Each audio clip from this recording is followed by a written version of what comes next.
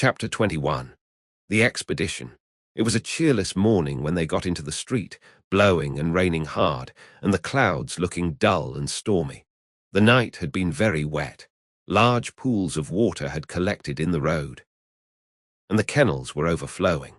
There was a faint glimmering of the coming day in the sky, but it rather aggravated than relieved the gloom of the scene, the sombre light only serving to pale that which the street lamps afforded, without shedding any warmer or brighter tints upon the wet housetops and dreary streets.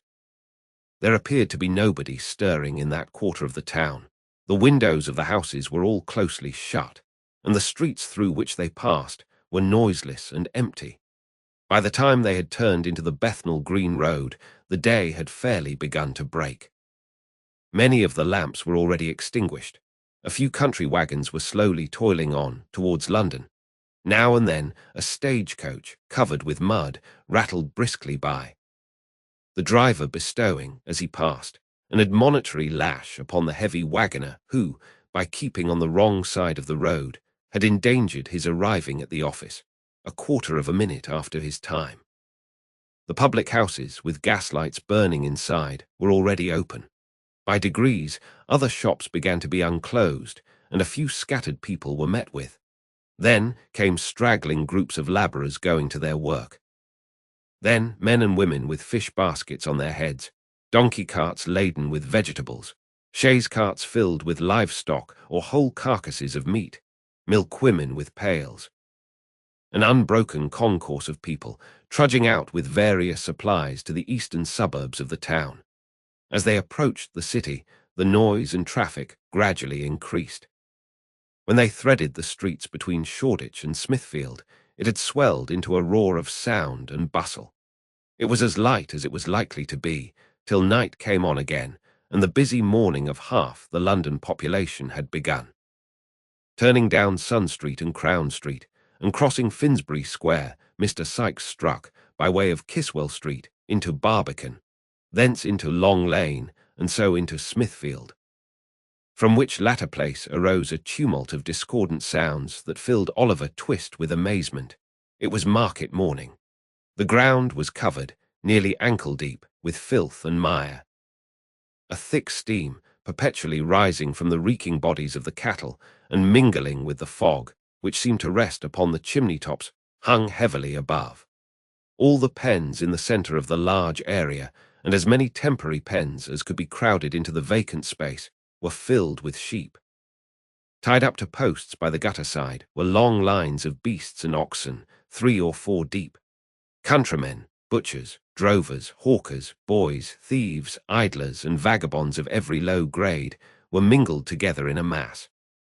The whistling of drovers, the barking dogs, the bellowing and plunging of the oxen, the bleating of sheep, the grunting and squeaking of pigs, the cries of hawkers, the shouts, oaths, and quarrelling on all sides, the ringing of bells and roar of voices that issued from every public-house, the crowding, pushing, driving, beating, whooping, and yelling, the hideous and discordant din that resounded from every corner of the market, and the unwashed, unshaven, squalid, and dirty figures constantly running to and fro and bursting in and out of the throng, rendered it a stunning and bewildering scene, which quite confounded the senses.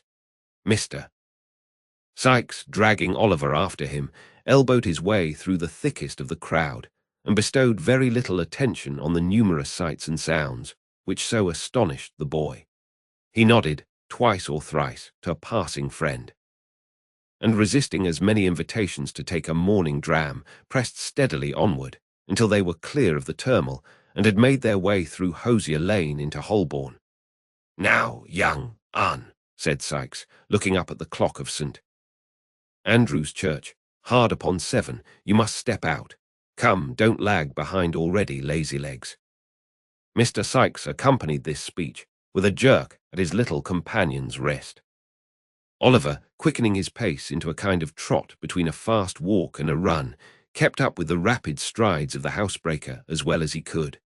They held their course at this rate until they had passed Hyde Park Corner and were on their way to Kensington, when Sykes relaxed his pace until an empty cart, which was at some little distance behind, came up.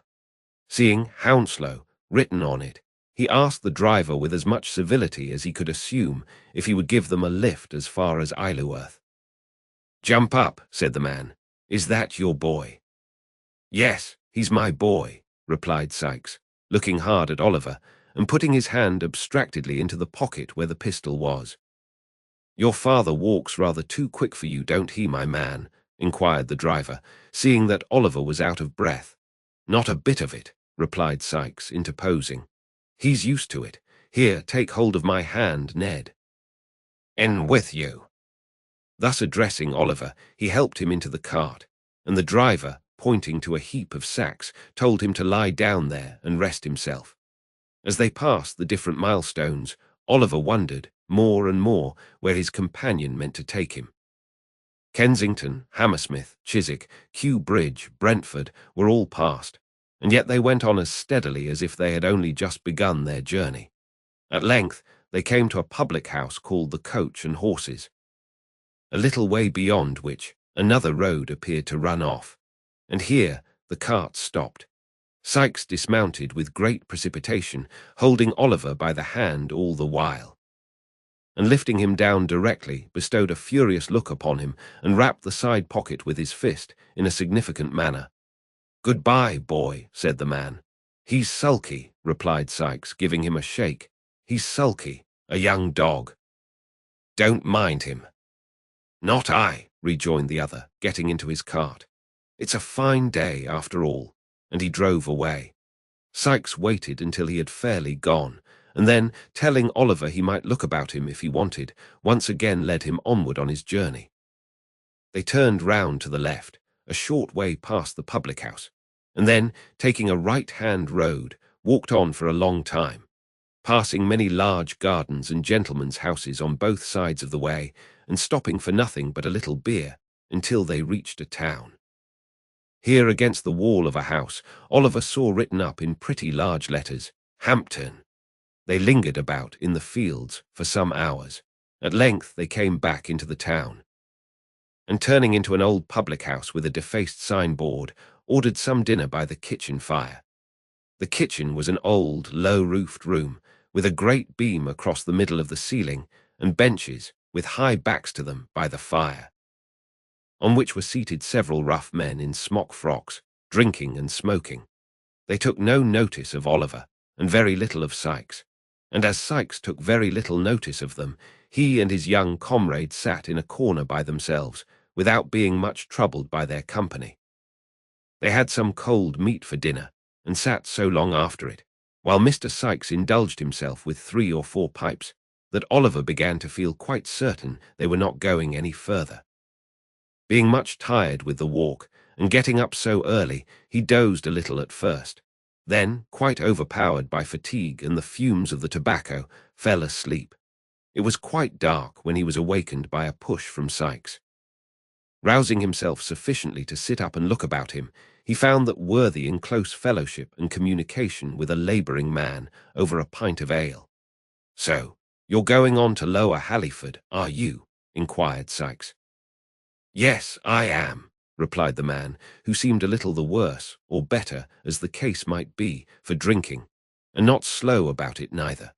"My horse hasn't got a load behind him going back, as he had coming up in the morning, and he won't be long a-doing of it. Here's luck to him, ecode, he's a good un." "Could you give my boy and me a lift as far as there?" demanded Sikes, pushing the ale towards his new friend. "If you're going directly, I can," replied the man, looking out of the pot. "Are you going to Halliford?" "Going on to Shepperton," replied Sikes. "I'm your man as far as I go," replied the other. "Is all paid, Becky?" "Yes, the other gentleman's paid," replied the girl. "I say," said the man with tipsy gravity, "that won't do, you know." "Why not?" rejoined Sikes. "You're a-going to accommodate us, and what? To prevent my standing treat for a pint or so in return." The stranger reflected upon this argument with a very profound face. Having done so, he seized Sikes by the hand and declared he was a real good fellow, to which Mr. Sikes replied he was joking, as if he had been sober there would have been strong reason to suppose he was. After the exchange of a few more compliments, they bade the company good night and went out, the girl gathering up the pots and glasses as they did so, and lounging out to the door with her hands full to see the party start. The horse, whose health had been drunk in his absence, was standing outside, ready harnessed to the cart. Oliver and Sikes got in without any further ceremony, and the man to whom he belonged, having lingered for a minute or two to bear him up, and to defy the hostler and the world to produce his equal, mounted also.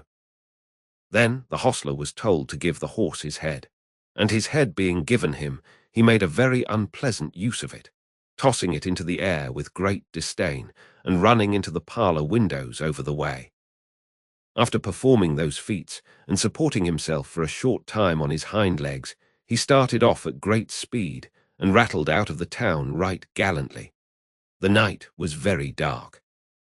A damp mist rose from the river and the marshy ground about, and spread itself over the dreary fields. It was piercing cold, too. All was gloomy and black. Not a word was spoken, for the driver had grown sleepy, and Sikes was in no mood to lead him into conversation. Oliver sat huddled together in a corner of the cart, bewildered with alarm and apprehension, and figuring strange objects in the gaunt trees, whose branches waved grimly to and fro, as if in some fantastic joy at the desolation of the scene. As they passed Sunbury Church, the clock struck 7. There was a light in the ferry house window opposite, which streamed across the road and threw into more sombre shadow a dark yew tree with grave beneath it. There was a dull sound of falling water not far off, and the leaves of the old tree stirred gently in the night wind. It seemed like quiet music for the repose of the dead. Sunbury was passed through, and they came again into the lonely road. 2 or 3 miles more, and the cart stopped. Sikes alighted, took Oliver by the hand, and they once again walked on. They turned into no house at Shepperton, as the weary boy had expected, but still kept walking on, in mud and darkness, through gloomy lanes and over cold open wastes, until they came within sight of the lights of a town at no great distance. On looking intently forward, Oliver saw that the water was just below them, and that they were coming to the foot of a bridge. Sikes kept straight on until they were close upon the bridge, then turned suddenly down a bank upon the left. "The water," thought Oliver, turning sick with fear. "He has brought me to this lonely place to murder me." He was about to throw himself on the ground and make one struggle for his young life, when he saw that they stood before a solitary house, all ruinous and decayed. There was a window on each side of the dilapidated entrance, and 1 story above, but no light was visible. The house was dark, dismantled, and to all appearance uninhabited. Sikes, with Oliver's hand still in his, softly approached the low porch and raised the latch. The door yielded to the pressure, and they passed in together.